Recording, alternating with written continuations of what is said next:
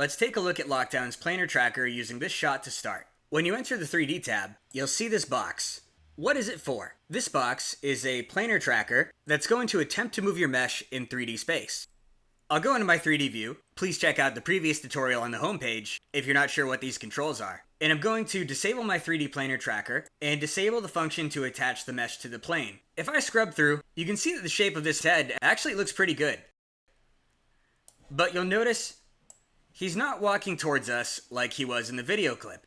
The depth estimator we're using is more concerned with the shape than it is with the distance over time.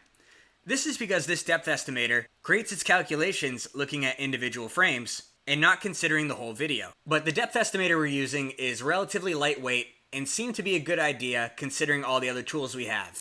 So how do we make this actually move forward and backward in space? We use the 3D planar tracker. So let's enable it. And to make things less confusing, I'm going to shut off the depth estimator. So now this is just completely flat. As I play back, you'll see the 3D planar tracker is moving through 3D space. That's this box. At the beginning of the clip, when the tiger is far away, this box is far away, and it moves forward until the tiger moves forward, until it reaches the frame. Here's the footage, just so you can see by comparison, roughly how far the tiger is moving. So as mentioned in the other tutorials, you can't interact with anything or touch it when you're in this 3D view. So clicking and dragging, that won't do anything. Just press the reset camera view button, and then you can click and drag and move this around. The way it works by default is you find your mesh, and you take this box, and you place it somewhere logical around the center of your mesh. You can also only move it when you're on your hero frame, because that's the starting point of the track. The hero frame is represented by the two green boxes in the bottom right on the timeline. Then by default, the planar tracker is going to use all of the points in the shot and say, if this was a plane, where would it be moving in 3D space under this field of view? This button, Recalculate 3D Track, lights up every time you change the position of the planar tracker or anything that affects it, and that reminds you to press it to recalculate. It only takes a few seconds, but if you're playing with these dials and knobs and you have to wait 4 seconds for it to recalculate before every single time you touch one of them, it can get annoying, which is why we make you press it when you're done. The only exception to this is the camera field of view, and for reasons I won't necessarily get into, things would go crazy if it didn't recalculate for you whenever you made changes here. So I don't actually know what the field of view was or what the lens was, but I'm just guessing that 30 degrees is closer than the default 54 degrees. And you can see this plane moving back in space, and this distance is going to be completely different depending on what the field of view is. I'll make it 20, and you'll notice it's further back. So how do you know what the right field of view is? I'm going to use the Attach Mesh to Plane feature here, and the short answer is that you basically want this to be about the same size no matter where it is in the scene, because heads don't change size. Just going by gut feel here, I feel like this looks pretty good. As of Lockdown 3.0, the only purpose of this planar tracker is to establish the depth of your mesh, meaning all we care about is the Z position of the object. And I wouldn't consider this planar tracker valid for tracking the rotation of the plane, even though you do see it rotating as it moves. I'm going to unattach the mesh so you can look at this plane a little bit easier, and you'll see that it's rotating in ways that don't make a lot of sense. Especially right there, where when you look at the footage, its head is not doing that. And I feel this needs to be explained why this isn't working, and that's because its head is not a plane. And a lot of these points that are being tracked, the nose is probably pretty close to us, the head is far back, and the tool is unable to resolve a true planar motion from points that are non-planar. If you take a look at this shot that uses the planar tracker, you'll notice that it tracks really well. But that's because all the points in this shot are absolutely planar. We made a very good guess at the size of the box, and we made a very good guess at the field of view of the camera.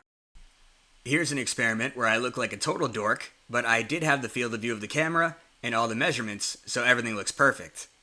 Hopefully in the future we can improve on this tool so it's easier to get results like this. So just know that we'll very likely include planar tracking features in the future, but for all of your shots that are not planar, this tool is only good for setting depth. So we'll attach this mesh back to the plane. Now we need to actually give this tiger's face shape, so let's put our depth multiplier back on.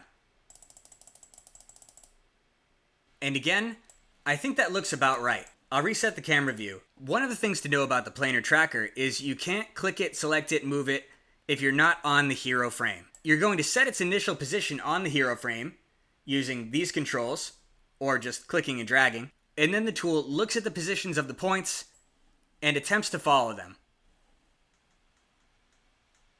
Sometimes you'll have a shot where you're trying to track this whole character, and the character consists of several independently moving planes. I've drawn loose boxes around them here, and there's the motion. Obviously the arms are moving separately from the body. I'll go to the 3D tab. So it depends on what I'm trying to add this shot, but I may want to focus on the arm, or the bicep, or the back, or whatever. So if I wanted to attach this plane to the arm, I would select the points of the arm, and press Set Hero Plane Points, move the plane over, and press Recalculate 3D Track. And you can see that this plane is now moving with the arm. And if I wanted to have this work with the body, which is probably what you would do the vast majority of the time, I can select these points, press Set Hero Plane, Recalculate 3D Track, and now that plane is attached there. Last part, if you want to use 2 points to establish depth in your scene, for a shot like this, where the car is moving forward and backward in space rather than scaling up and down, you can do that with the 3D Planar Tracker. You may think, let's head over to the 3D tab, move the box to where it's supposed to be, select these 2 points, and press Set Hero Plane Points, and it will give you an error saying it requires at least 4 points. In the future, I know we'll be able to automate this, but for now, you just have to feed it 4 points. So let's go back into the Tracking tab, and I'm going to hold down Ctrl-Alt-Shift and click, and create 2 expansion points here. If I select these points, they're receiving their motion by following these existing points. Check out the tutorial on interpolation if this isn't perfectly clear. Now, I don't actually need to make a mesh, but you can see that there are 4 points here. So this is valid for planar tracking. I'll head into the 3D tab and press Set Hero Plane Points and recalculate 3D Track. Now when I move over the top here, we have Z motion. Whenever you're doing a 2-point track, it probably makes sense to turn off the 3D depth mesh multiplier. When you export this to After Effects or Cinema 4D, the null objects will be called Hero Plane. Alright, I think that's enough on planar tracking. Let me know if you have any questions, and rest assured this will probably be one of the first things we make improvements to after a couple weeks of testing.